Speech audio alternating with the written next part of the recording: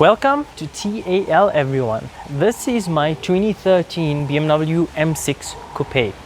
Had the car for about a month now. I've done about 2,000 Ks on it and I actually don't have much time to do this review today. I'm quite a rush, so you'll hear why a bit later in the video. So I have quite a bit of experience with the car. I really like it. I'm gonna jump in, we're gonna take it for a drive, and I'm gonna give you all the information I can about why this car is fantastic and some reasons about why it's not, and should you buy one, should you not.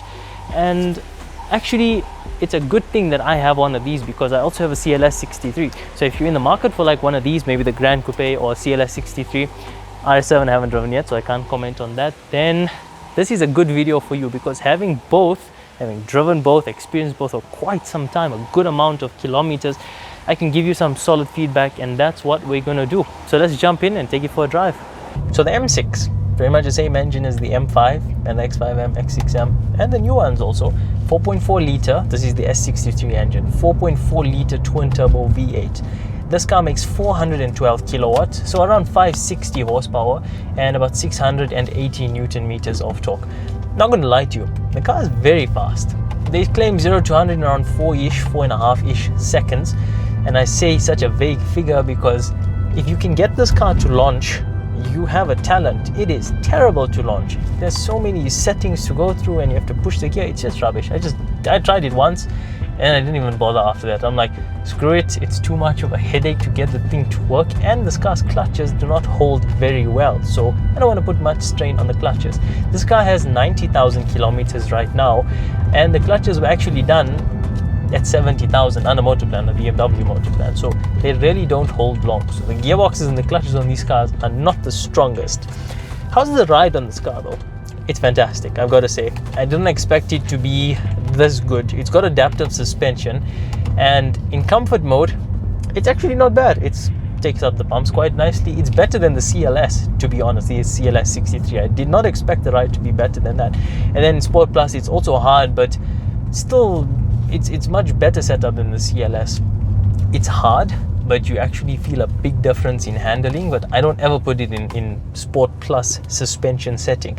I leave it in comfort, and then if I want, I put it in sport, because I feel the hard ride is not worth it compared to the gain you're getting in handling. Like, it handles great in comfort, it handles great in sport, it handles great in Sport Plus also, but do you really need that super hard ride on normal roads? You really don't, in my opinion. So I leave it in comfort majority of the time. Gearbox, nice gearbox, but weak, as we said. 7-speed MDCT. In South Africa, we didn't get them in manual. The F10 M5 and the F13 M6, I believe in the US and maybe some other countries, you actually got them with the manual. Imagine that, that's so badass. But around here, only the MDCT. It's a good gearbox. Everyone says it's fantastic, it's fast, it's responsive, and you've got different modes. You can make it change less ferocious and more ferocious, so you can make it change slower and more comfortable and harder and faster.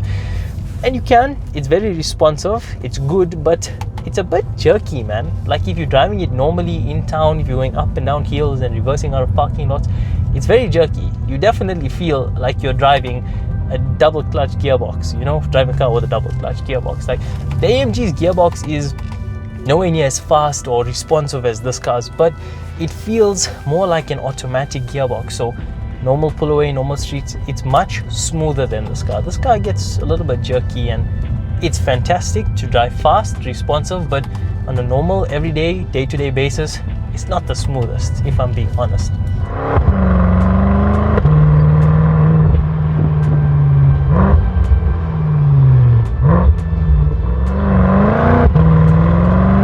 I'm not really going to talk too much about looks on cars because I feel looks are subjective, but I love the way the M6 looks. Many people agree with that opinion though.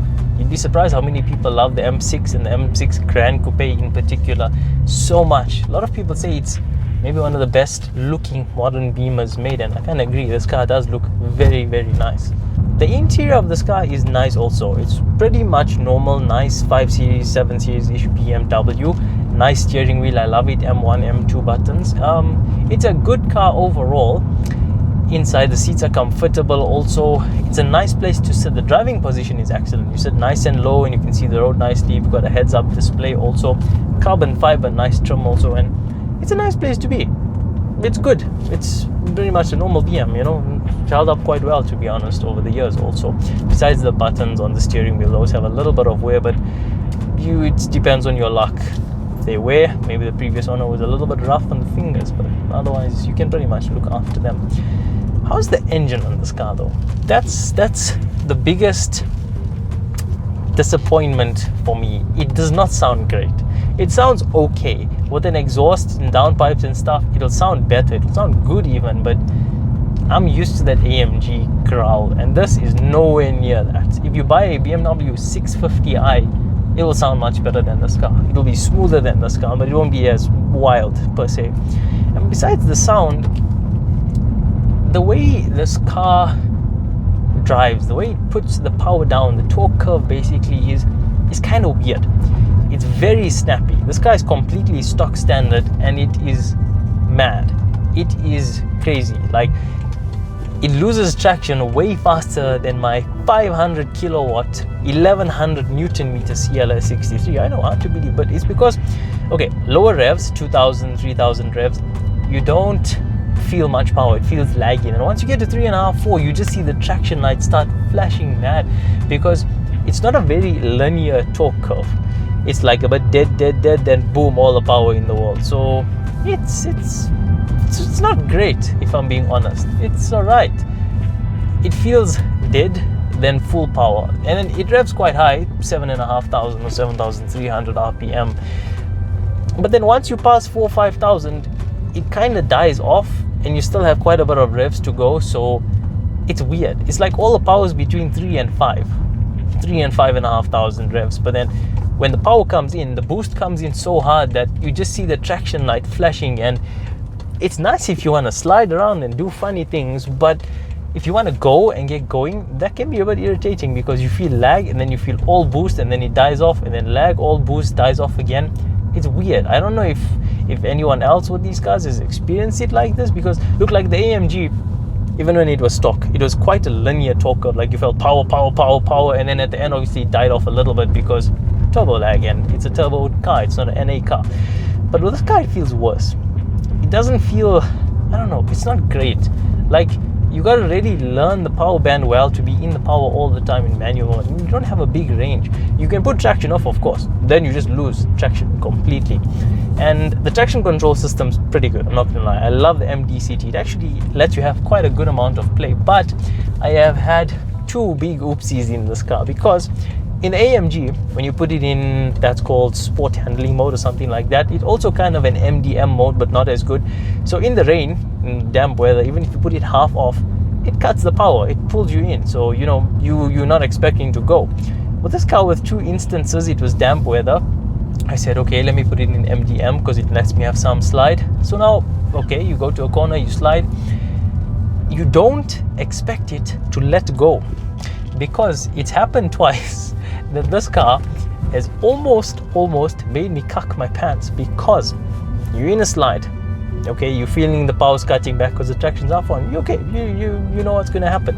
Then all of a sudden it just completely breaks loose, and then the car goes, and you're not expecting it because you think traction's half on. If you put traction off, if you put traction full, completely off, no problem, you go full, you know what's going to happen. But that's scary, because you're not expecting it to let go. So those two instances, a little bit scary. But I mean, you learn the car as you go along. Just put it full off rather than you know it's going to let go, because you're expecting it not to let go and then it lets go. It's a bit scary. But the rear space, not great. A 4 Series is better, to be honest. Got a massive boot. Consumption, I drove it ridiculously nice on the last trip I had, and I got very good consumption. I was not expecting that. I got like 10 liters per 100 k's. I was not expecting that, but I wanted to kill myself. I was driving extremely speed limit, and that was difficult, let me tell you. But that's not how most people drive. Obviously, you drive a little bit more than the speed limit, but if you drive very nice, very docile, you can get decent consumption out of it. So I like the car overall. Technology is a little bit dated, but still got everything I want. I love the heads-up display. Gearbox is good, albeit a bit jerky, and it's alright. it's alright. I would personally, I don't know if I'd buy one again. Because we buy and sell cars, I would buy one maybe if it came at a good deal. But if it was my choice, I'd probably buy a 650i over this, or I'd buy a CLS63. I'd like to feel an RS7, to be honest. It's a great car, but it's not fantastic. It's alright, and yeah, I like it. Don't love it though. I love the CLS, that I gotta say. So I said I don't have much time to film this car in the beginning of this video. Reason being, I kind of sold it. It's going in a day or two. By the time you watch this video, it should be gone. And again, it's not a reason why I don't like it, I'm selling it. No, not like that. I got a good offer on the car, so I decided I'm gonna let it go and I'll buy something else. And by the time you watch this video, hopefully this car should be gone.